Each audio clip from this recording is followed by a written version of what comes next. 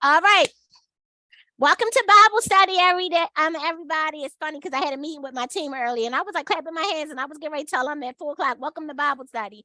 But welcome to the real Bible study. And for those who don't know me, my name is Danielle and I'm your host. So we always start Bible study the same way every week. We start with our prayer. So let's say our prayer. I'll start it and you repeat after me. Lord, open our eyes. Lord, open Lord, our open eyes our eyes So we can see something we've never saw before. so we can see something we something never we saw never saw before. before. Open our ears. Open our ears So we can hear something we've never heard before. So we can hear something we've never heard before. And open our hearts. and open our Open our hearts So we can receive something we've never received before. so we so can we receive can receive something we've never received before. Amen. Amen. All right. So this week our Bible study lesson is on Genesis 9 and 10. So everybody have their Bibles. You guys ready to read? All right. I got my new glasses, y'all, so I'm gonna take my glasses off. All right. So God blessed Noah and his sons and said to them, be fruitful and multiply and fill the earth.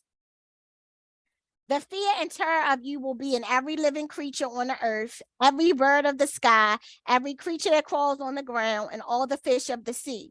They are placed under your authority. Every creature that lives and moves will be food for you. As I gave the green plants, I have given you everything. However, you must not eat meat with its lifeblood in it, and I will require a penalty for your lifeblood. I will require it from any animal and from any human. If someone murders a fellow human, I will require that person's life. Whoever sheds human blood by humans, his blood will be shed. For God made humans in his image. But you be fruitful and multiply, spread out over the earth and multiply on it. Then God said to Noah and his sons with him, understand that I am establishing my covenant with you and your descendants after you, and with every living creature that is with you, birds, livestock, and all wildlife of the earth that are with you, all the animals of the earth that came out of the ark. I establish my covenant with you that never again will every creature be wiped out by flood waters. There will never again be a flood to destroy the earth. And God said, this is the sign of the covenant I'm making between me and you and every living creature with you, a covenant for all future generations. I have placed my bow in the clouds, and it will be a sign of the covenant between me and the earth. Whenever I form clouds over the earth and the bow appears in the clouds, I will remember my covenant between me and you and all the living creatures. Waters will never again become a flood to destroy every creature. The bow will be in the clouds, and I will look at it and remember the permanent covenant between God and all the living creatures on earth. God said to Noah, this is the sign of the covenant that I have established between me and every creature on earth. Noah's sons who came out of the ark were Shem, Ham, and Japheth. Ham was the father of Canaan. These three were Noah's sons, and from them the whole earth was populated. Noah, as a man of the soil, began by planting a vineyard. He drank some of the wine, became drunk, and uncovered himself inside his tent. Ham, the father of Canaan, saw his father naked and told his two brothers outside. Then Shem and Japheth took a cloak and placed it over both their shoulders, and walking backward, they covered their father's nakedness. Their faces were turned away, and they did not see their father naked. When Noah awoke from his drinking and learned what his youngest son had done to him, he said, Canaan is cursed. He will be the lowest of slaves to his brothers. He also said, blessed be the Lord, the God of Shem. Let Canaan be Shem's slave. Let God extend Japheth. Let Japheth dwell in the tents of Shem. Let Canaan be Shem's slave. Now, Noah lived 350 years after the flood. So Noah's life lasted 950 years. Then he died. All right. So if I had to put a subject on this week's Bible study lesson, my subject is, it's the after party for me. It's the after party for me. I wonder if they celebrated the anniversary of coming out of the ark yearly. Kind of how we celebrate the new year, because for them, this had to be something new. The neighbors that they had before weren't there, and some of their distant relatives weren't there anymore either. I mean, we have to celebrate getting out of that ark and surviving some way, somehow. But then sometimes we don't want the party to end, so we move to the after party. Can somebody tell me the definition of an after party? After the party, where you want Yeah. to turn up. We want to still. turn up. We want to turn up at the after party. Okay. So an after party is a party for invited guests that follows the main party. Some might even say the after party is better than the main party. And that is where the real fun takes place. Everybody don't get invited to the after party. It's exclusive. Also, normally the after party is at a different location. When you get invited to the after party, you might feel like, yes, whew, I made the list. And if you are like me, sometimes when you get an invite to the after party, you might need another outfit, because after parties might not be so formal and you don't want to wear your formal attire to an informal event. And you don't want pictures of the same outfit at both events. Have anybody on here ever been to an after party? Yep. Yes. Okay. Yeah. All right. So was it better than the original party? No. No? Anybody Sometimes else? after party it's just people that don't know Sometimes. how to go home. Like they It's just don't know how to go home. They just don't know how to go home. You said sometimes, Ebony? Yep, sometimes it's been better. Okay. And then would anybody say that this is when the real party begins? I agree that at the after party is better, because I know sometimes, especially our family, when we throw parties for children, the after party is for the adults, and that's where all the fun happens. That's where the cards get played, the dancing get the going, the drinks get the flowing. So yeah, I think the after party is definitely better than the original party. Okay. So depending on what type of party you're having after the original party. If it's a kids party, then the after party is going to be on fire. But if it's just a regular adult party, the after party just might extend, like Caitlin said, and people just don't want to go home. Okay. So in Genesis 9 and 10, I feel like they are having an after party. Let's look at it. In Genesis 9 and 1, God blessed Noah and his sons, saying, be fruitful and multiply. In this verse, we have sons being blessed because of their connection to their father, but seeing how things change. So now they have the blessing from the Lord to have a lot of sex and produce a lot of offspring. I looked at this after party, I like a big orgy. Did anybody else see that when they was reading 9 and 1, like when they was reading this, did it look like it was just like a big time to just make babies? Yeah, I felt that because especially when it said how supposedly everyone else was offspring from their doings, their actions at this time. So they was having a little bit too much fun. Yeah, I felt like that too. Yeah. They were having a little bit too much fun. But then when we get to 10, we realized that from these people, the whole earth was populated. So they were having big fun. They were out, like I came back from Boston and I told my sisters that I was out with the ratchet. They was out with the ratchet.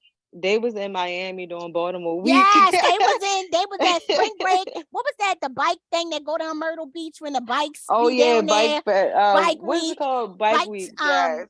They were at Coachella. They had everything all at once. Okay, so they now have the blessing from the Lord to have a lot of sex and produce a lot of offspring. God gave them a purpose for their after party. He didn't say, go ahead, party till whenever, drink up, eat up, and have fun. No, he told them, be fruitful and multiply. Sounds like a party to me. also he left them with a party favor. So if you had to think about it and you look at Genesis 9, what do you think was the party favor? If you go back to look at verse 9. Was it the wine? I'm gonna say the food, right? The Maybe. food? I mean, you could think about it could be the food at the so when you think about a party favor, you know it. So do y'all want me to tell you what the party favor was, or do y'all want to keep reading and seeing? Like if you go through chapter 9 and see what you think the party favor is. So when you think about what is a party favor, so when you think about things that you hand out as party favors, it's like a keepsake, right? Something that when you get it, when you look at it, you'll think, oh, I got this at so-and-so party, or I got this from so-and-so wedding. It's just a reminder of that particular event. Is it a child? Rainbow. Was it their children? The rainbow. Yes, Miss Maria, it's the rainbow. So the Lord left the rainbow as the favor for this particular after party. That way, when people would see the rainbow and remember that the Lord said he would never send another flood to destroy the earth. So every time from now on, y'all, when we look and we see a rainbow, we can think about this is the favor from the after party from being let out of the ark. So even we can look at it like it's our rainbow after our storm. It's our favor. From we done been through something and there go our favor. Look, there go, and we all know how God's favor can rain on us, and how sometimes we can say favor ain't fair. That's our particular reminder that we have some of God's favor on our lives. So is it, before we move on, is there any verse we want to discuss out of chapter 9?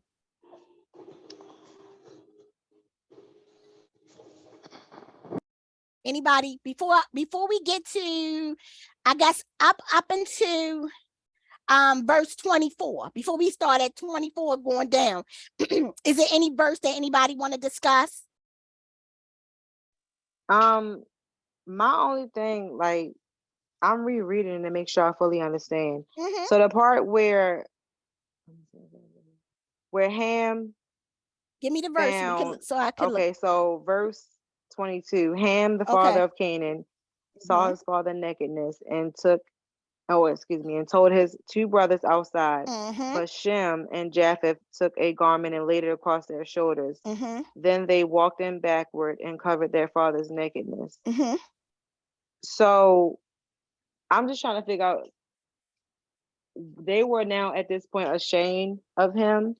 So he was so drunk, Noah was so drunk that he came out naked. And they were ashamed and they tried to cover him. Is this the case, or was it something else going on?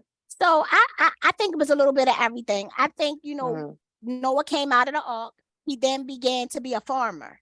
Like if you start reading different translations, so he planted a vineyard, and I guess he started tasting his grapes, and it was the type of grapes that would make wine. And I guess he liked the way that they tasted, so he became drunk. I'm with you, Shantanice. I don't think this is the first time he got drunk. Right. And I don't think this was the first time they saw him naked. And they probably had been like, you know what? Here we go again. Oh, so they weren't even ashamed. They just trying to look out for him. Like, let's get him together. I don't want my father's business all out there like that. Let's just cover him up. Did anybody else read anything different from that verse? Like from looking at their translation, what it says? He was mad though that they covered him, or so he was mad that the other son didn't cover him. Got you. Okay. So that's why when we get to that part, he said, when, like in verse 24, when Noah awoke from his drunkenness. So let me read it from this other Bible, because that might make it easier too. That's 22, 24. So I'm gonna go here. So Noah, you talk about Ham did not, correct?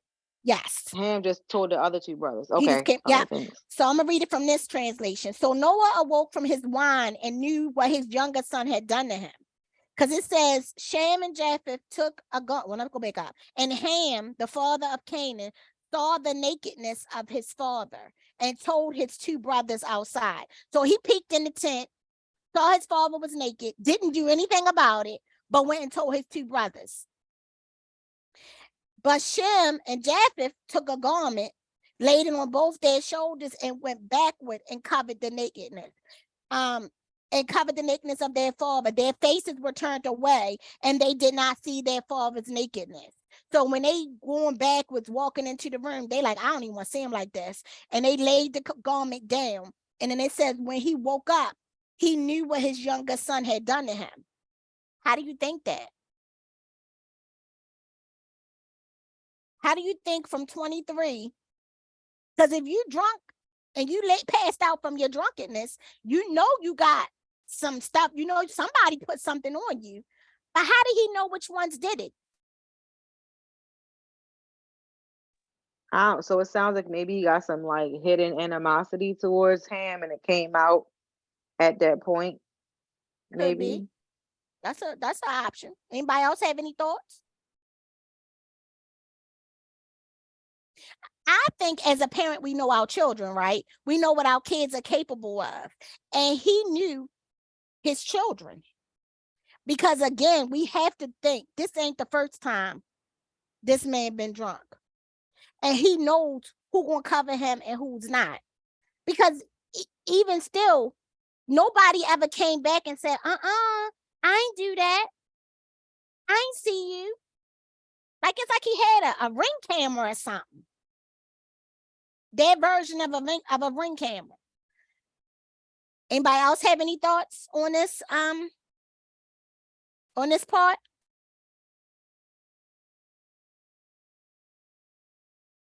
Okay. So I said also, you know, it's not a real after party unless somebody getting drunk, coming out of their clothes, there's a disagreement or a fight, and then somebody getting kicked out. You know that's a real party. You be like, yeah, we had fun last night. We didn't I didn't came out my clothes. Sometimes you don't even remember what happened, girl, but you got kicked out, right? So I said in Genesis 9:24, when Noah awoke from his wine and found out what his youngest son had done to him, he said, cursed be Canaan. Can you imagine being cursed for something your father did? Let's talk about that. So the curse didn't go on Ham, it went on the son. Did y'all pick up on that? I picked up on that, but my main thing was when he said on 26, he also said, blessed be the Lord, the God of Shem. May Canaan be the slaves of Shem. As well. What is it about Shem? Like, that's what I picked up on more. Okay. Anybody else?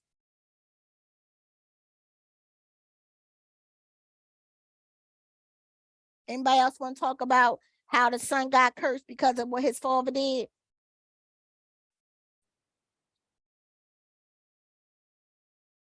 I want to find that verse. Hold on.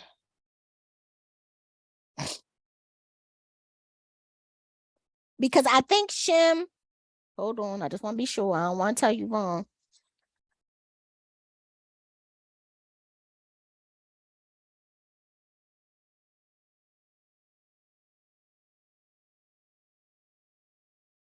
Shem was the oldest. Shem was the oldest, then Ham, and Japheth was the youngest, because they tend to write in how they were born. So I wanted to just make sure. So Shem was the oldest. So Ham was that middle child. So here we go with the middle child. And you know how sometimes middle children try to figure out their way? Because they don't know, like sometimes they feel like the oldest get more attention because they're the oldest, and then the youngest get attention because they're the youngest, and then the middle child don't feel like they can find their way. Like they don't like, well, where do I fit in this family? Because no one pays me any attention. So let's just think Ham probably had gotten into some other kind of trouble. So he said, okay, but I'm going to curse your children. And not all your children, though, just Canaan. Because when we go to read 10, Canaan had siblings. He ain't cursed all of his descendants, all of Ham's sons. He just cursed him.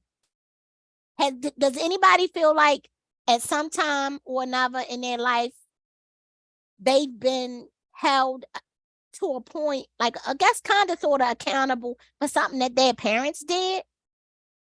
Or sometimes people look at you like you just like your father or you just like your mother. Nobody don't feel like that? Yep, absolutely.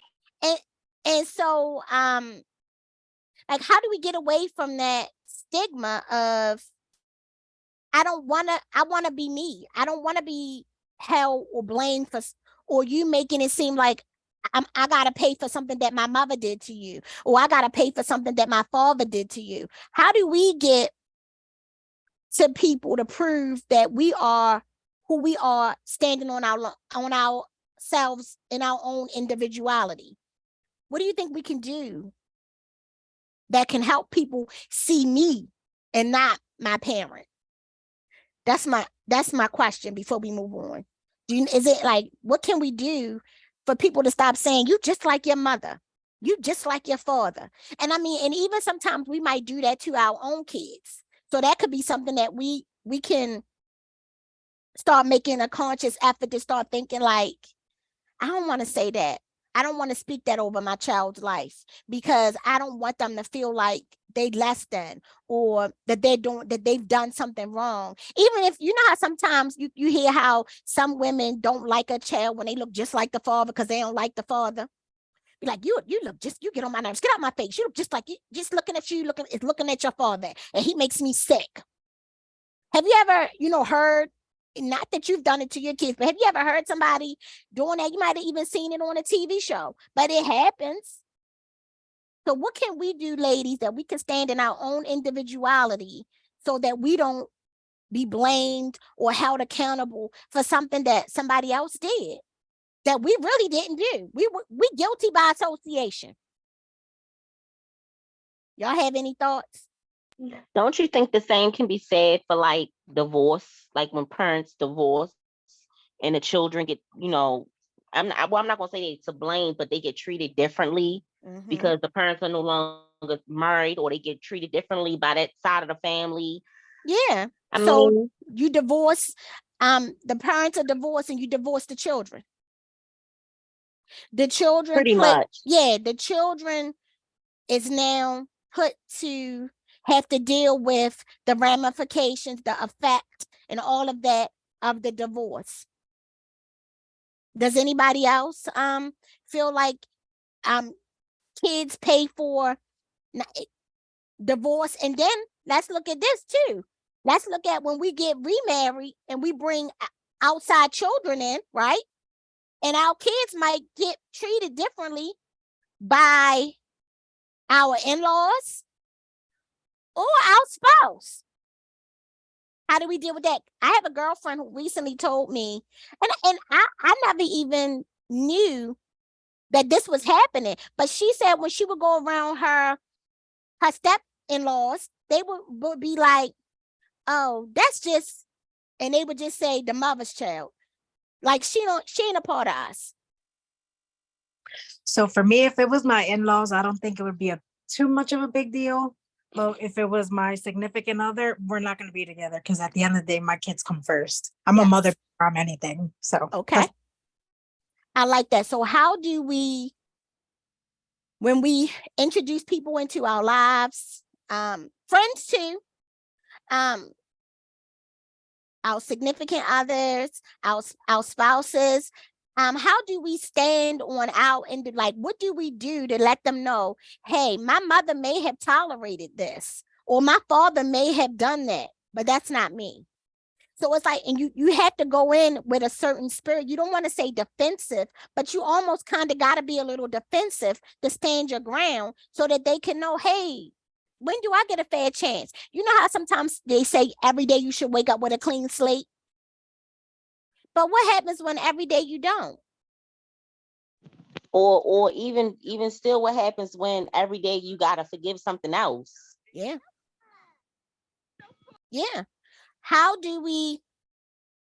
What can we do? What can we do to say, you know what? Love me. I'm sorry that they did these things to you, but what could Canaan have done to his grandfather to say, hey, why am I being punished for something that my father did? Because Oh, sorry. I always start with like in any situation, I always assure someone that their feelings are valid first. Like before I state like how I feel, I always say like you're entitled to feel how you feel, but and then I go on to explain, you know, whatever the situation may be. Like my boyfriend's family, I love them so much.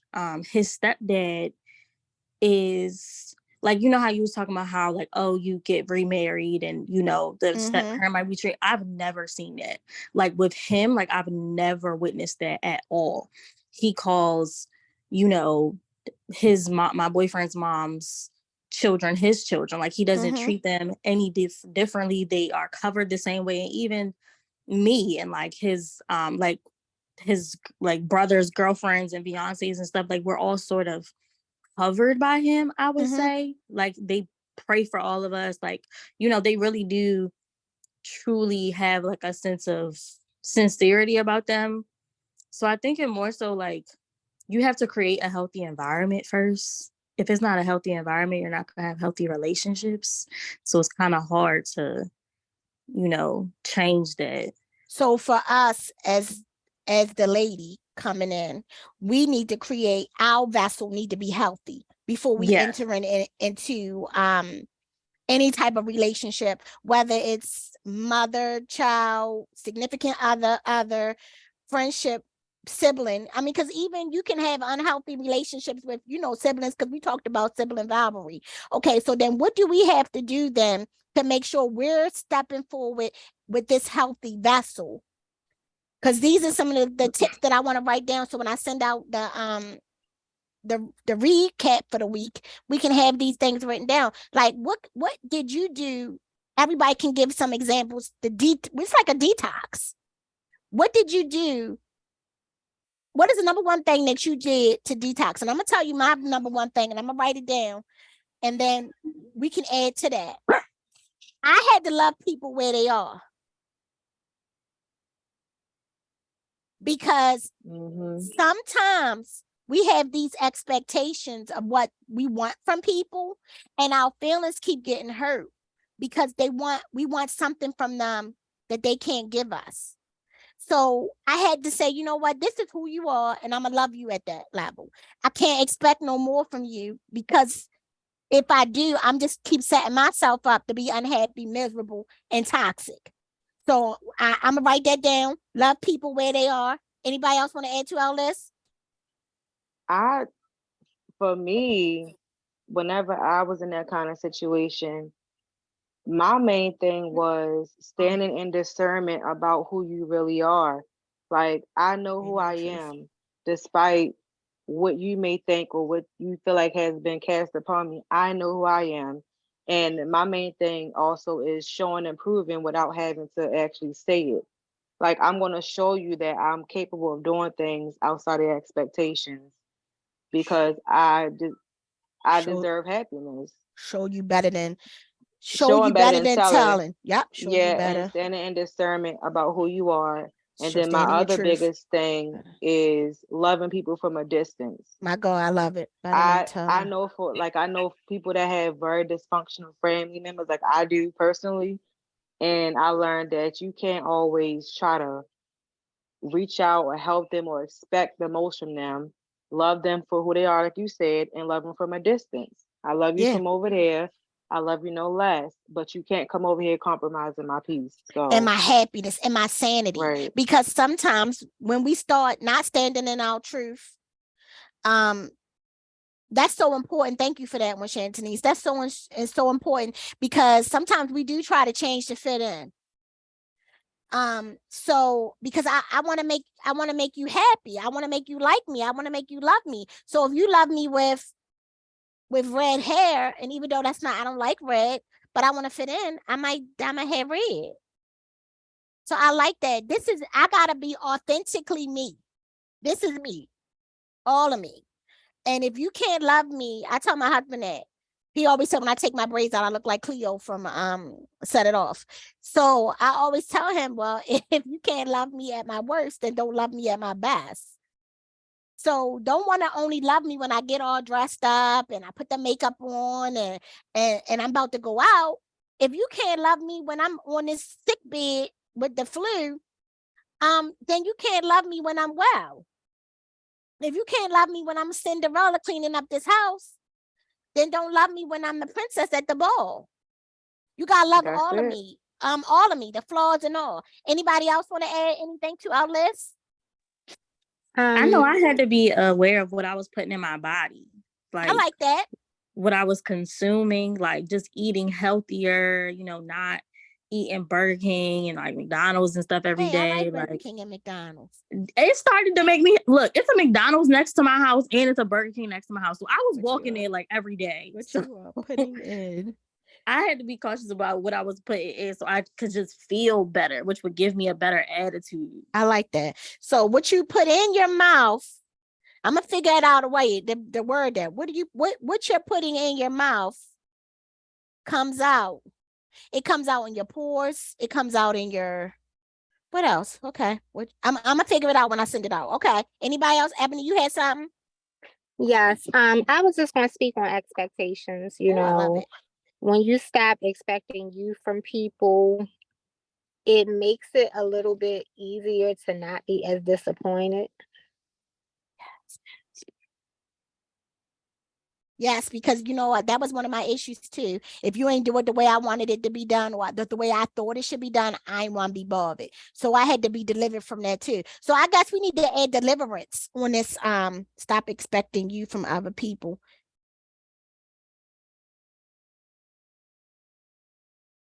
Oh, this after party grade be good, y'all. So I'm gonna put deliverance on here. Maybe we should call our drink deliverance. Anybody else want to add to our list? That's what okay, I got it. Just came to me. All right, so our drink is going to be deliverance, right? That's what we're going to call our drink. What can we put in our drink? What characteristics can we put in our drink that can make us be able to be delivered? Yeah, like, okay, I could say forgiveness can go into our drink that can help me be delivered. I'm going to say healthy relationship. Okay, forgiveness. I know that's right, Story. She liked it. How about peace of mind? Yes, peace. I like that. Who was that? That said Miss Maria. Yes, healthy relationships. I like that. Peace of mind. And this is going to be, I'm going to send out this is our deliverance cocktail. All right, so forgiveness, healthy relationships, a peace of mind. What else need to go in our drink? Self-worth. Self-worth. Somebody else said confidence? Mm-hmm. Self-worth.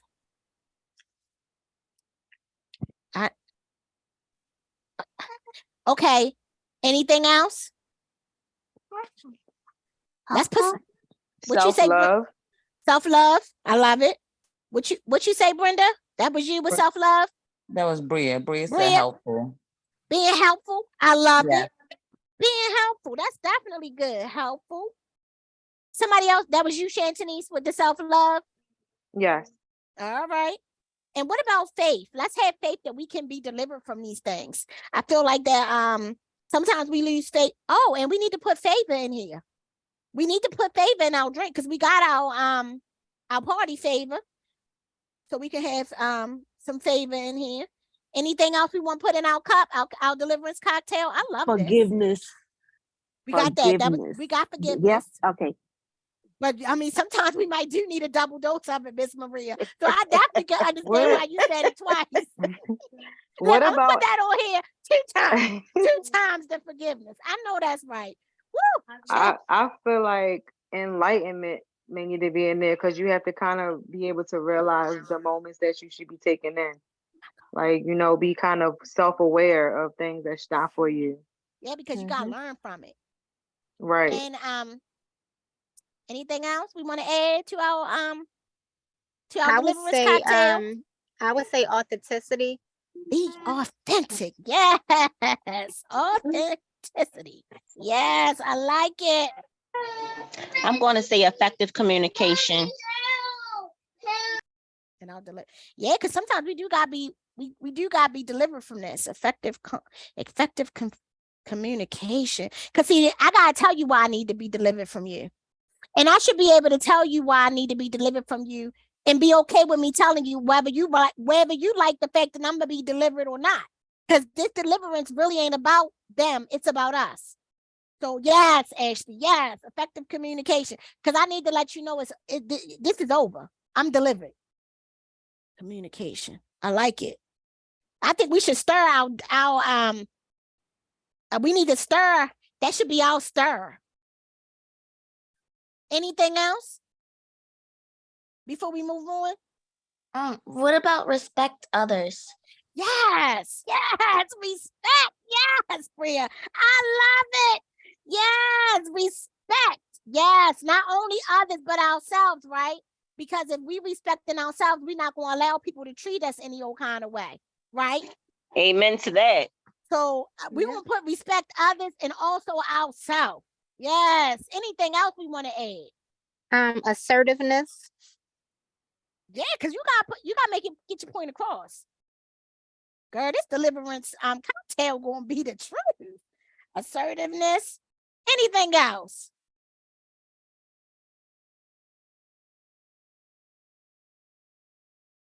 We good? Our cocktail is complete. Okay. All right. So let's see. Okay. So it said it took some time, but things changed. It went from God blessing Noah and his sons to then, because of Ham, the father of Canaan, seeing his father naked, Canaan got cursed. It says Canaan is cursed. He will be the lowest of the slaves to his brothers and to his uncles. To his father's brother, which would be to his uncle.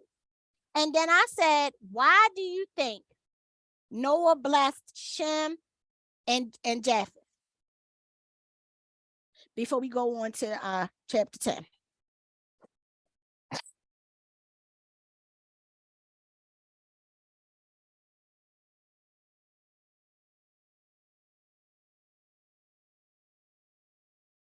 Anybody?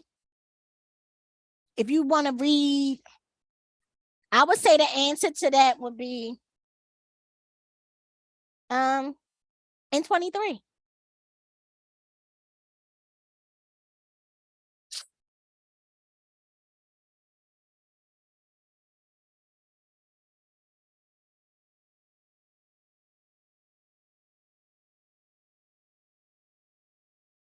What do y'all think? Why they got blessed? Is it because they walked backwards and he I don't know how to say his name, but the other brother, Canaan, he didn't? Like he saw his nakedness? He saw his nakedness. They covered their father. And they didn't look at him in his vulnerable state. So I feel like basically he blessed them for not kicking him while he was down. Has it ever been a time when you felt like you were just naked and you wanted somebody to cover you? Can you imagine just having everything out there for everybody to see and you just praying that somebody would just cover me? And not just your actual nakedness, just be like when we talked about it before, just being vulnerable, your nakedness. Like people really see me. Like before I started this journey of having Bible study and meeting with women, I was nervous to show up as my authentic self for me to start peeling back layers of who I am that I so hid for so many years. And now I sit with this ability to say, you know what, it's okay if you see my scars. You know, if you see my pictures of me with my scars out, but you know how long it took me to get to that? It's been a lot of times when I wanted my nakedness to be covered. So has it ever been a time when you feel like, I don't want people to really know the authentic me, the true me, because if you know me, you might not like me. I'm not going to say not like me, but you may not understand me. Or you may not want to be bothered with me. You may not want to be around me. Just like on that episode of A Different World. Remember when Tisha Campbell come out and say when they was doing the eulogies, and she said that she died from having AIDS. Before, nobody had a problem with sitting beside her, laughing with her, giggling with her. But it was at that moment when she said this, people started looking at her like she had the cooties. Like she was dirty or something, because of course back then nobody really knew anything about the disease, but you knew you couldn't get it from just touching her. But she became this person that they like, oh, I don't want to be around her. Like being around her, associating with her, like that would make people think, well, you might have it too. How many times, like, has it ever been a time that you felt like you might not want to be friends with somebody because of the way they look, the way they talk, or you just did, if you became friends with them, you didn't want to be associated with them. And it couldn't even be, it's not because they were a bad person, but they weren't in the in crowd. So at that very moment, that person felt by themselves and alone because nobody was covering them in their nakedness. So I think that Noah blessed them too, because that was a very vulnerable time for him. He had just been through so much because the Lord had mandated and put all of that on him to build that ark, to take everybody in there 2x2, 4x4, 7x7, stay in there for 150 days, keep the peace. Because you can imagine what went on that boat. Keeping the peace, keeping the animals from attacking each other, keeping the people from attacking each other, even though they family, because we know how family can be, even when we're in the same room. So the stress of all of that, he came out, he brought everybody out that went in. He came back to nothing. And he like, dang, now I gotta start over. And my good friend, Miss Smith from next door, who used to bake the good cakes, she ain't make the cut. Because at some point you do then have to do some self-reflection and say, dang, God, what is it about me though? I know that you said I was righteous, but what is it about me that made you think that I was so righteous that you chose me to save all of these animals and to save my family? And it had to be a heavy burden to bear. I don't even drink. And I can imagine if I was Noah, I'd probably be drinking too, because that's a lot of weight to carry. And so you come out, this ain't the first time we know this wasn't the first time he was drunk. And somebody had to clean him up, cover him up. And so he said to his sons, I'm going to bless you because even though you saw me flawed and all, your dad, your father, I'm going to bless you because you covered me. Has it been I can only think of times that somebody has covered me so that nobody else could see my nakedness. That's real right there. We're not gonna get to 10. So I read 10, and I'm gonna be honest. 10 was just about it's called The Table of Nations. I'm not sure if you read it, and it basically went down like the genealogy, all of the different difficult siblings. Go ahead, please, John. I was like, Lord, I'm gonna have to read these names. You're gonna have to give it to me, Jesus. I'm just All the changing the difficult names. names. It be Keisha, Laquita. I changed names. Oh, well, I like that, Caitlin. But the only thing I do know that we really did need to know is these people, the nations, we're going to come back across them nations as we continue on in the Bible. Like the Hamites and the Canaanites and we're going to come back across these people as we move on in the Bible. So knowing kind of where they came from, I guess it did matter, but I really didn't have much to discuss in 10. Was it anything? Because I mean, we can get to it quickly. Was it anything? I know Jocelyn said the words was hard. I don't even really want to read it, but was it anything in 10 that anybody wrote? Because I put the after party continues, because this is how the table of nations are created. And from these nations spread out all over the earth after the flood, all of Noah's sons and their sons, they populated the earth. And then that's what I put. These nations are important. As we read through the Bible, we will come across these nations again. So it is good to know where they came from. That's basically all I got out of 10. And then like on 32, it said 10 and 32, it said, these are the clans of Noah's sons according to their family records in their nations. The nations on earth spread out from these after the flood. So it was like everywhere they went from the east to the west. That's how the earth got populated. And I was like, these are Ham's sons. And that's why the only thing I do want to discuss, though, is why was Canaan the only child that was cursed? Was he the oldest? Because it said, in verse 6, it said Ham's sons, Cush, Mizraim, Put, and Canaan. So I don't think he was the oldest. I think he was the youngest.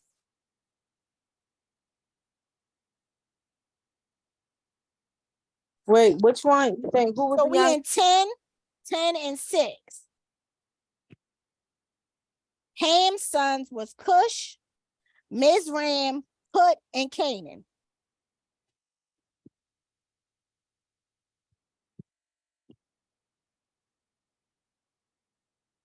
Now they did say Nimrod was a powerful hunter in the sight of the Lord.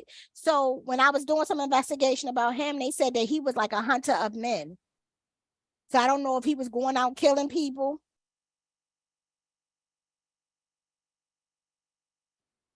Did anybody, like, besides like Jocelyn said, the hard names in 10 that they really wanted to talk about? And then we got to do our well, let's do our thing for the day. You know, I like to bring us into today's time. So give me 1 second. We get the sound, share the sound. I hope y'all enjoyed our party.